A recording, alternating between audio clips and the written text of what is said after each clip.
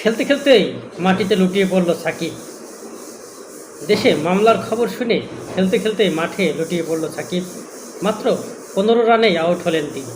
বাংলাদেশ বনাম পাকিস্তানের মধ্যকার 2 ম্যাচ টেস্ট সিরিজের আজকের প্রথম টেস্টের তৃতীয় দিনে বাংলাদেশ যখন ব্যাট করছিল, চতুর্থতম ব্যাটার হিসেবে সাকিব ক্রিজে আসেন।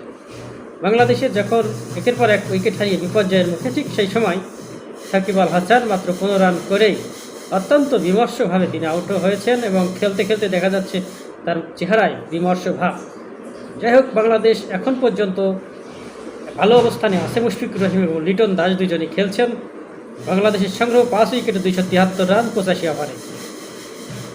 আর সেশন 3 চলছে, অল্প কিছুদিনের মধ্যেই খেলা শেষ হয়ে যাবে। বাংলাদেশ পাকিস্তান থেকে 175 রান পিছিয়ে রয়েছে। আপনারা জানেন যে বাংলাদেশ শুরুতে টসে জিতে পাকিস্তানকে ব্যাট করার জন্য আমন্ত্রণ জানায়। পাকিস্তান 6 উইকেট হারিয়ে 448 রান করে ম্যাচ ডিক্লেয়ার করে দেয়।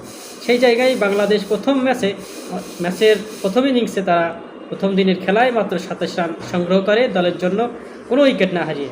আজকে তারা এই তৃতীয় দিনে খেলতে নেমেছে, আর সেই জায়গায় শেষ পর্যন্ত 273 রান সংগ্রহ হয়েছে 5 উইকেটের বিনিময়ে। সাদমান ইসলাম তিনি করেছেন সর্বোচ্চ 93 রান, মমিনুল হক 50, মুশফিকুর রহিম 42, বাকিদের আর লিটন দাস 31 করেছেন।